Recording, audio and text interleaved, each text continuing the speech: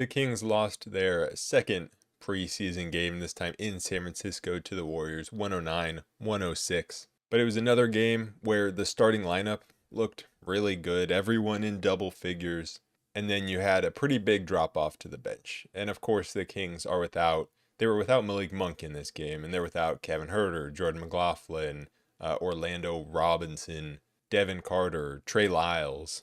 And so it's practically their entire bench that would actually play minutes is out, other than Alex Len. And so instead, in this preseason, we're getting looks at the third string guys, the fourth string guys, the guys trying to earn those roster spots. And it wasn't super encouraging, especially from guys that need to start making an impact. But there were a few bright spots. But we're going to start at the start of the game where we had the starters in. The starters played about 2.5 quarters. Last game, they only played till halftime. This time, they had about half of the third quarter.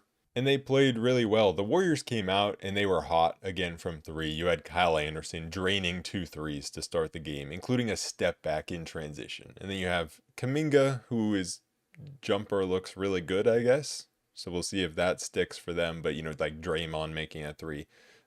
But the Kings' defense was better. It's just, again, the Warriors, they were leaving certain Warriors open.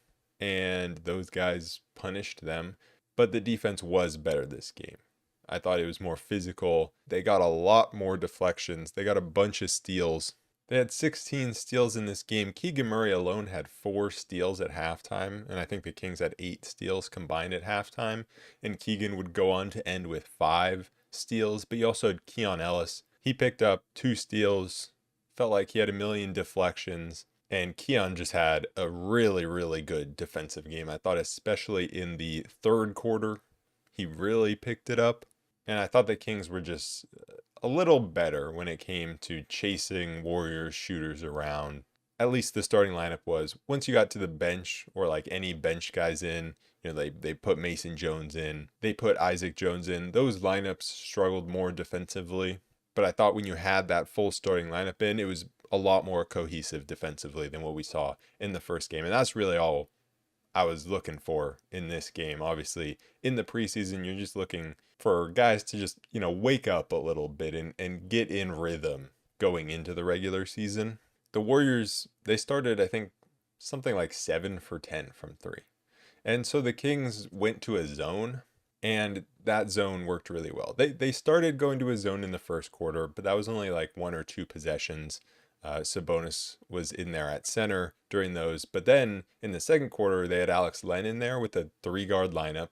So it was Fox, it was Keon, Colby, DeMar, and Len. So just like we saw in the first game, when the Kings go to a 3-guard lineup, most of the time they're going to have Alex Len in there at center instead of Sabonis. So you have that rim protection. And it worked really well when they went to the zone because they were just kind of funneling things into Alex Len at the rim, who was being a deterrent at the rim.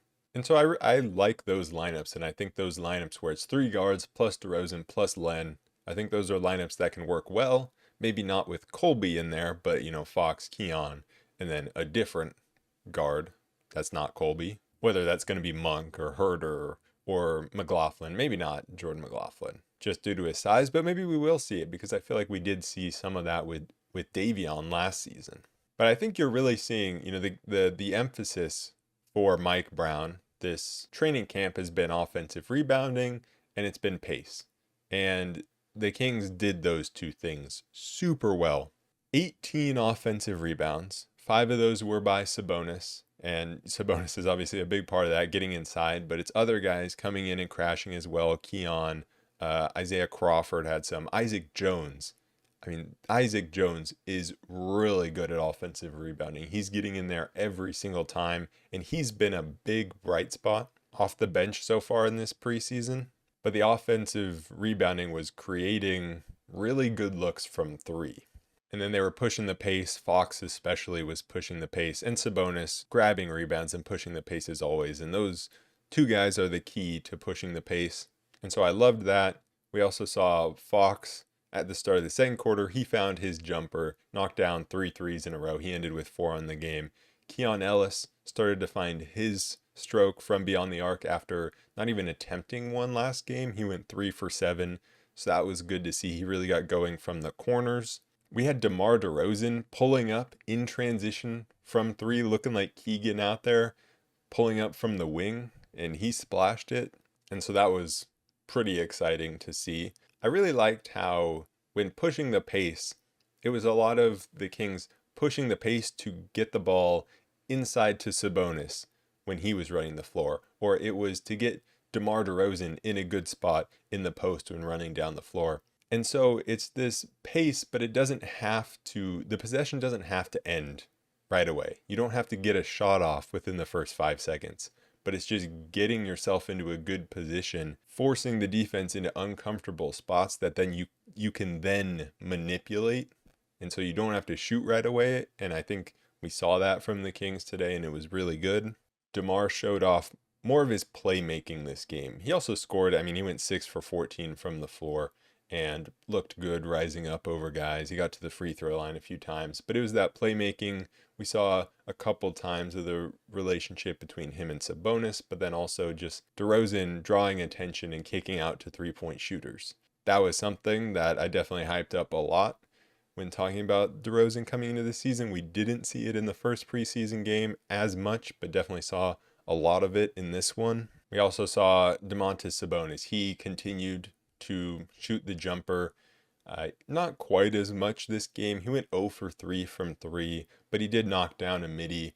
And there was another time against Kevon Looney where he was just rising up to take a mid-range shot. And Kevon Looney, probably seeing what he did last game and also how he hit one earlier, Looney needs to contest, and he fouled him on the jumper. And so those are the types of exciting things that we're seeing from this Sabonis mid-range game developing. This guy's having to come out to him and in the process fouling him. All the starters were great, but it really was the Keegan Murray show in the first half. And it wasn't from 3. He only went 1 for 5 from 3 in this game. But it was how aggressive he was. I mean, defensively, he was great. That's something, we've known. He did that last season. Great. I mean, he had 5 steals in this game. That is amazing. Also had a block. But it was him taking the ball to the basket. He had 8 free throw attempts in this game. That would have tied his career high if this were an official game. He was just so aggressive going to the rim. And he's learning how to use his body and his size. Because there are times kind of in transition where he's just going to take it right to the rim. And he's just going to go straight into the body of the defender. But if that defender is smaller, there's really nothing they can do about it. He's not going to really get shifty. He's not going to pull some crazy move. But he's just going to finish through that contact, right through a smaller defender. Even last game, we saw in transition him make a nice move in transition with a crossover against Looney. So that was a bit of that shiftiness, although it was against Looney. So there aren't that many guys that are as slow as Looney in those situations. But when he does get that, quickness advantage, he can use it. There are also a few times where he attacked, but then would step back and create separation in the mid-range. And so, man, if we see this Keegan in the regular season, it's going to be scary. Obviously, I would love if his three-point shot got back to where it was his rookie season. But if he can be that fourth guy offensively in this starting lineup, where the other team has to put their best defenders on Fox and DeRozan, and obviously whoever their big guy is on Sabonis, and then you just have Keegan Murray taking advantage of smaller defenders a lot of the times, probably, because those wing defenders are going to take Fox and DeRozan. And so it's just going to keep defenses honest if he's able to attack the rim like he did in this game. And that's just going to open things up for everyone else. So I think that was the most exciting thing that we saw from this game, was what Keegan Murray was doing. Because everyone else, it was exciting, but they were just doing what we know they can do. Sabonis with some incredible passes. The relationship between Sabonis and Keegan is very unique on this team, because there are so many times where Sabonis will kind of just throw the ball up towards Keegan inside against smaller defenders, and Keegan will just go up, grab it, finish at the rim. In this one, we saw one where Sabonis just made a beautiful bounce pass to him inside on a cut. But then you also have the relationship in reverse, where Keegan's able to hit Sabonis in the post a lot of times in transition. And Keegan, he's not the greatest transition player when it comes to scoring himself. But the one thing he really can do is get the ball into Sabonis when Sabonis is trying to seal inside. No one else on the team can really do that. I mean, we saw a possession where Sabonis ran the floor and got into the post, and Keon Ellis got the ball and he didn't get it inside to him, waited too long, then threw it, and they eventually called an offensive foul on Sabonis. But it was just like nobody else can throw an entry pass into the post for Sabonis except for Keegan. It's one of the weirder things about this team because you don't think of Keegan as like a good passer compared to other guys on the team, but for some reason Keegan seems to be the only guy that can really feed Sabonis inside.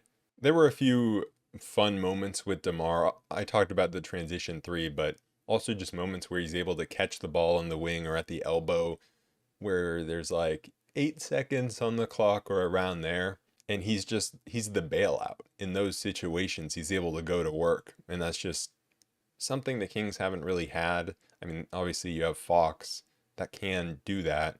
But when everyone knows it's just going to be Fox, it's harder for Fox to be able to produce. And we saw that last season. And it's a lot easier for DeMar to do it because he can just rise up over defenders. So we saw a few of those times where he was kind of trying to bail the team out. We saw it at the end of the first half where 4 seconds left and the Kings are inbounding on their end of the court. And they get it all the way up to DeMar. And you hear somebody shouting, stay down, stay down.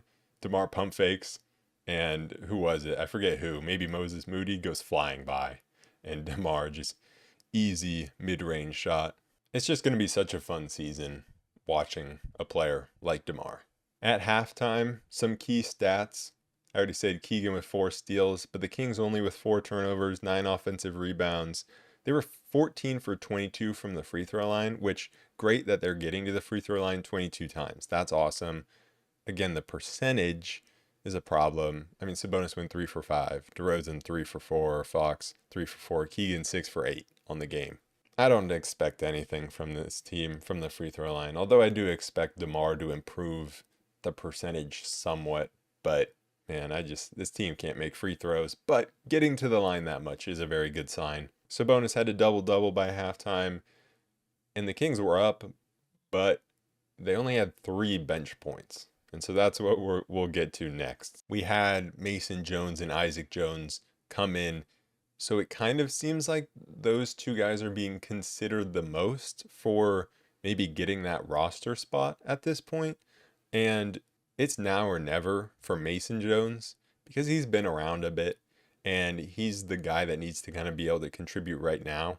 And he was awful in this game. He was 1 for 8, 0 for 6 from 3, 2 for 5 from the free throw line. After fouling out in 17 minutes last game, he had 5 fouls in 19 minutes this game. And that was the biggest thing for me when he was playing with the starting lineup. When he was playing with other starters out there, when it was him and Isaac Jones, the Kings' defense just kind of collapsed. And it showed how the defense can collapse because a few players aren't on the same page. And that's really what happened. And Mason Jones was just kind of being wild out there. He's a physical defender, but he was just way overboard. And it's a tough matchup against the Warriors, the way they play, the way they screen, having to chase around Steph Curry. There's no doubt that that's tough, but at the end of the day, that's the NBA, and Mason Jones is not some 21-year-old. Like, he's older, and he needs to show that he can come in and play NBA minutes if he's needed, because that's the position that he's in. He's not really, a young prospect that we're trying to build up. And so it's just been a really poor preseason in these first 2 games for him. I think the thing that really showed, Mason Jones just looked so frustrated and like he had lost all of his confidence. And I think the thing that really shows that is at the very end of the game, when the Kings are down 3, Isaac Jones misses a 3, Kings get the offensive rebound. It comes right out to Mason Jones, wide open from 3. He's standing deep beyond the 3-point line, but he is wide open, and he passes up that shot. That is a shot. That is Mason Jones' shot. That's his shot. that's what he takes within the flow of the offense in the G League. Like that is his shot, but he just had no confidence. He takes it inside, has to turn around, jack up a bad three that badly misses. So it was just that loss of confidence for him. He needed to be able to take that shot. That was the best shot we were going to get. But the other guy that came in with him, Isaac Jones, was much better, although he went 0 for 4 from 3, and none of his 3-point shots look particularly close, which is a worry. But he does everything else really well. Like there was a possession where he closed out on Steph, but stayed with him. Didn't fall for a pump fake, stayed with him all the way to the basket. I think Steph ended up getting fouled by somebody else, but Isaac Jones did his job there. We saw more of him scoring in the post. I already talked about his amazing rebounding. He just is a menace on the offensive glass. He had 5 rebounds, 3 of them offensive. He also is a solid passer. He was a team low -27. And that just really shows that when him and Mason Jones came into the game to replace 2 of the starters, the Kings really just collapsed. And then obviously in the rest of the game when he's playing with deep bench guys, it didn't go so well. But that's not necessarily on him. His lack of shot is definitely concerning, but it's especially exacerbated when he's playing with Colby Jones out there who can't hit a shot. He's playing with Terry Taylor who can't hit a shot. He's playing with Jalen McDaniels, or he's out there with Alex Len. The Alex Len one, I mean, he would be out there with Alex Len if he played actual minutes. So he does need to be able to play the 4. That's where he's been playing. But I have loved everything that he's done. But he needs to find somewhat of a 3-point shot to be able to play. It doesn't need to be great, but he just can't clank all of them. And then we have Colby Jones, who has just been awful both in Summer League and in preseason. He had 21 minutes, went 1 for 6 from the field. His 3-point shot looks awful. And with him, it's like he catches the ball and he does the classic like pump fake, jab step, 1 dribble, pass it right back to whoever passed it to him. Like the classic waste 3 valuable seconds just to go nowhere and to stagnate the offense. He wasn't good defensively. He couldn't do anything offensively, really. He had 1 nice take to the basket in his 21 minutes, and that was pretty much it. Well, I take that back. He had 2 nice takes to the basket. One of them, he got fouled by Draymond on. And Draymond was trying to kill somebody out there with his fouls. But Colby did also draw a moving screen, I think, on Draymond as well. The possession before, he almost got killed by Draymond. And he saved a couple possessions. He stripped Buddy on a rebound. He saved a ball from going out of play. So he was, he's making those kind of hustle plays. And that was important because the reason the Kings were kind of winning this game was not because they were shooting well from the field or that the Warriors weren't shooting well. It was because they were winning the possession battle, getting offensive rebounds, forcing turnovers, getting to the free throw line. And so Colby did contribute to that, but he just looks so bad on the ball out there. And he also can't do that much off of the ball offensively. And so I feel like for him, just like Mason Jones, the clock is ticking. Like the Kings need him to be able to contribute sooner rather than later. And if both Mason Jones and Colby Jones can't contribute, Boogie Ellis is right there waiting for his turn, and he comes in and he drains 3 threes. He pulled up for a nice clutch midi with under a minute to go. He by no means was perfect, had some bad plays, had some turnovers, but showed a lot more positive signs than the 2 Joneses. And I also think Mason Jones and Colby Jones are in positions where they need to contribute right away, whereas Boogie Ellis, this is his first year coming in, and he is older for a rookie, but I think what he's been able to produce right away is definitely going to have to make the Kings think about who their, backup guards, their deep bench guards are. I mean, I've lost most of my faith in Colby Jones at this point. Mason Jones, I think there is something there with him still, I think, but he's just been kind of out of control in these first 2 games and really frustrated. But I think there is a solid player in him. but he has to be able to show it in these coming preseason games. And then another guy we saw more of tonight than last night was Isaiah Crawford. He played those minutes that Jalen McDaniels was kind of playing last game. And he showed off his defensive skills. He picked up 3 steals. With him, he kind of always found himself picking up loose balls. He was always in the right spots. He did have one play down the stretch where he got burned on a hezzy, but I really think that was the only poor play defensively that I saw from him all game.